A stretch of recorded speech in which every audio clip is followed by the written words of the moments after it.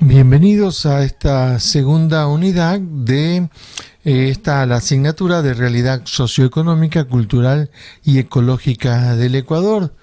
Les saluda el licenciado Fernando Toala Barahona, profesor autor de la materia, y durante los próximos minutos estaremos haciendo una breve descripción de esta segunda unidad para que ustedes tengan una idea de lo que van a aprender y lo que van a trabajar con sus profesores tutores durante esta unidad número 2.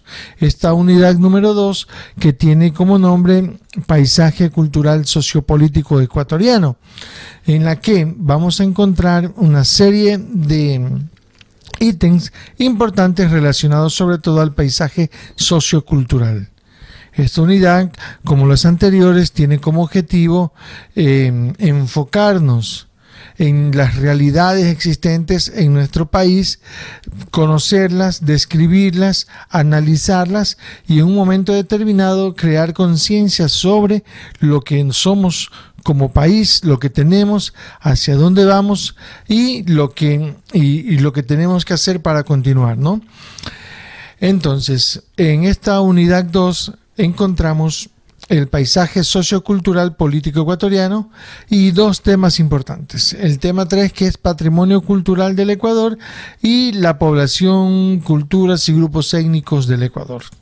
En el primer tema vamos a encontrar todo lo que se define como patrimonio, tipos de patrimonio, patrimonio cultural y natural, la clasificación de este patrimonio, y en un segundo tema encontraremos la cosmovisión de las culturas y grupos étnicos y haremos un repaso de todos los pueblos y nacionalidades de nuestro país. Ahora, iniciamos hablando un poco y recordando a los que no conocen lo que es el patrimonio, que es una herencia que se define como lo que se hereda de los padres y de la naturaleza y lo que queremos heredar a nuestros hijos y a las generaciones futuras. El término patrimonio proviene de un latín o de una palabra latín que significa patrimonium, palabra utilizada por los romanos al referirse a la herencia material de los padres que legaban a sus hijos, y poco a poco se ha ido mejorando esta definición. El patrimonio es parte de la herencia cultural del pueblo o de un estado, en este caso el ecuatoriano, y constituyen todos esos valores que se transmiten de generación en generación. Cabe mencionar que existen diferentes tipos de patrimonio, de acuerdo a algunas clasificaciones. El patrimonio es, según la UNESCO, ha hecho una división bastante interesante sobre lo que es el patrimonio y que ha sido acogida en el Ecuador, de acuerdo a la Constitución de la República del Ecuador.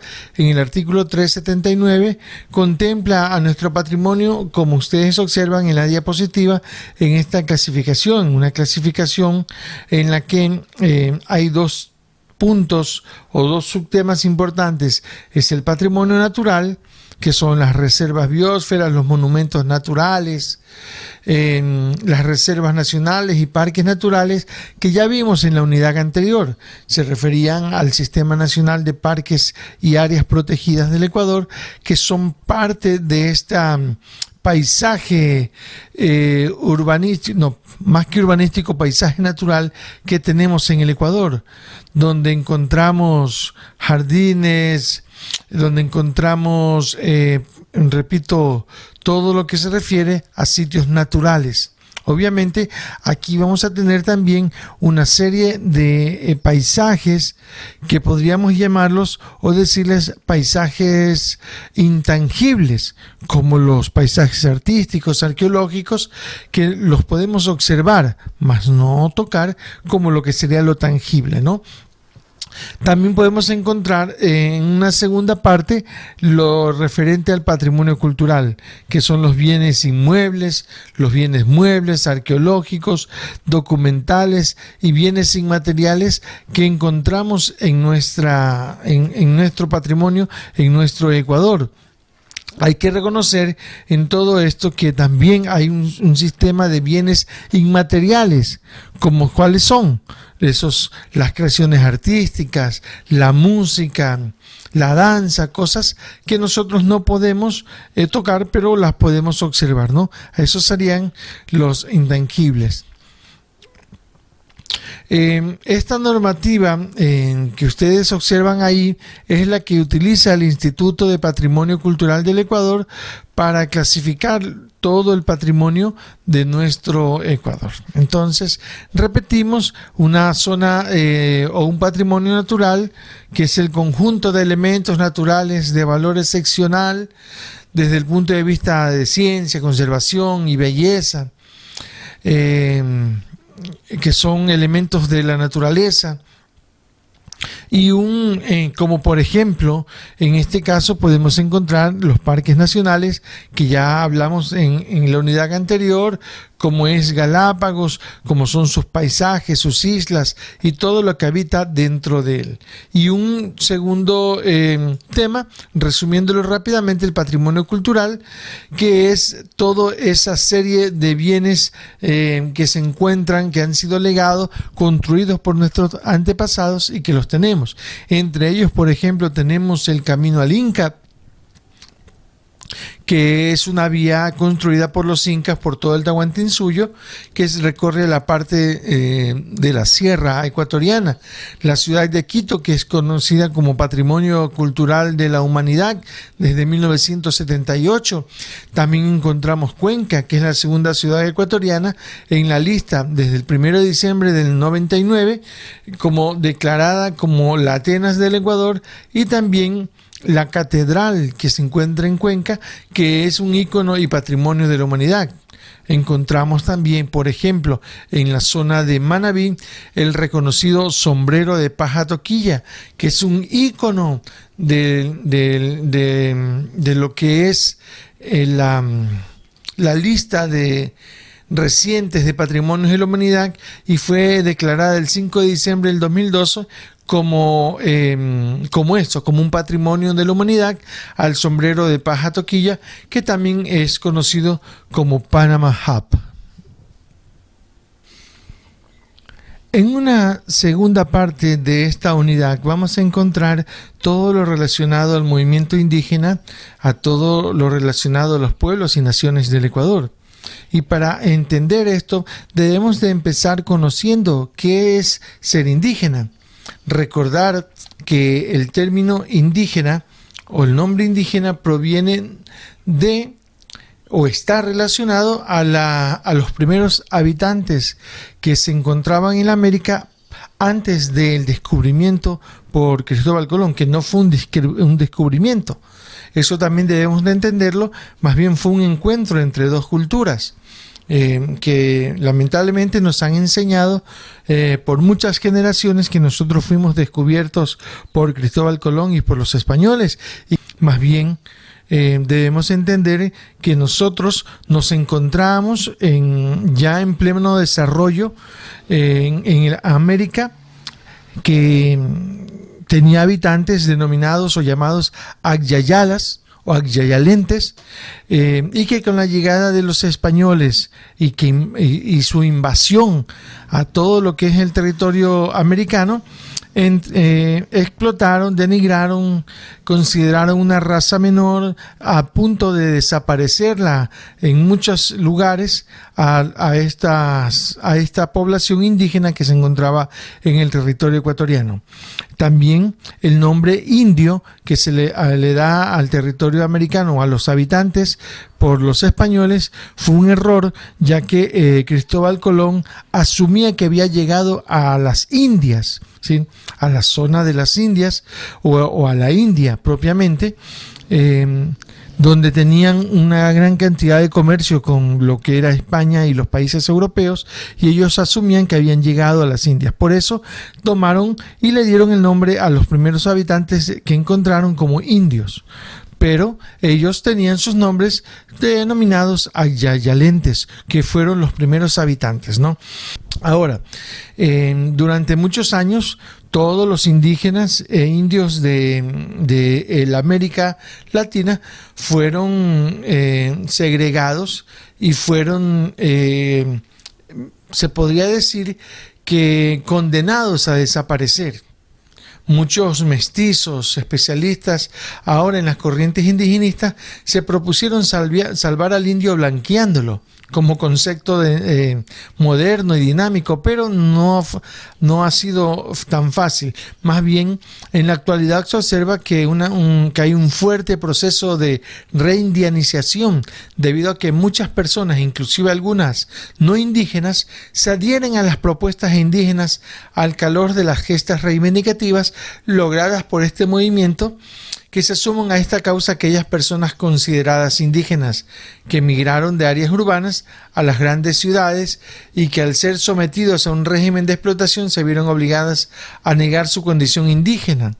Es un caso muy especial, por ejemplo, en el Ecuador, de las reivindicaciones logradas en nuestro país por los levantamientos indígenas que se han dado periódicamente, en las que han tenido su protagonismo en los cambios de política, inclusive en los cambios de régimen que se han encontrado en el país. El último fue el del año pasado, el 2019, en octubre, donde el movimiento indígena estuvo a punto de, o más bien logró cambiar las políticas que el presidente actual, Lenín Moreno, tenía sobre algunos temas económicos. Entonces, estos indígenas están organizados, tienen toda una serie de manifestaciones y su propia concepción indígena de todo lo que es el mundo, ¿no? Entonces, ahí vamos a entrar a otro de los temas importantes, que son los elementos culturales, como la lengua, la educación, el espacio, la identidad, la interculturalidad, que son concepciones que giran alrededor de todo lo que ellos piensan. El pasado está delante de nosotros, lo podemos ver y lo conocemos, dicen los indígenas con respecto a esto. El presente es el espacio-tiempo de la intuición, en donde tomamos a la vida como un eterno presente, una vivencia del momento, y en medida que la vivimos, el presente se convierte en pasado, en cambio. Muy sabias las palabras de ellos. Entonces, estos elementos que son propios de su cultura son importantes porque vamos de esta manera identificándolos. Por ejemplo, cuando hablamos de la lengua, el Ecuador reconoce actualmente 13 lenguas indígenas que son, vuelvo a repetir, oficialmente reconocidas por el Ecuador, que se encuentran repartidas en todo el territorio ecuatoriano. Es decir, que el castellano en el Ecuador, según el artículo primero de la Constitución, el castellano es el idioma oficial. El quichua y el shuar y los demás idiomas ancestrales son de uso oficial para los pueblos indígenas que viven en nuestro país. Entonces, es decir, son reconocidos también por la Constitución de nuestro Ecuador. Otra de las cosas importantes es la educación. Si bien ellos tienen una propia concepción del mundo, como les comentaba hace un rato, también en educación ellos tienen sus propias escuelas, sus propios servicios sociales, programas educativos, proyectos de desarrollo. Y que no es raro entonces que las escuelas sean vistas más bien como un centro de servicio comunitario y que los padres envíen ahí a sus hijos porque van a mantener su identidad y su cultura. Otra de las cosas, hablando de la cultura, es su forma de ser. La cultura es todo lo que construye el hombre y todo lo que ellos tienen y que han construido. En este punto de vista podemos encontrar, por ejemplo, todo lo que son sus cultos, la forma de hablar, la vestimenta, la lengua, por ejemplo, cómo se visten, la pigmentación en la piel, etcétera, etcétera. Otra de las cosas es la identidad. Ahora, esto es importante que ustedes conozcan, y es que en el país existen nacionalidades indígenas y pueblos indígenas. Como ven en este recuadro, encontramos una cantidad de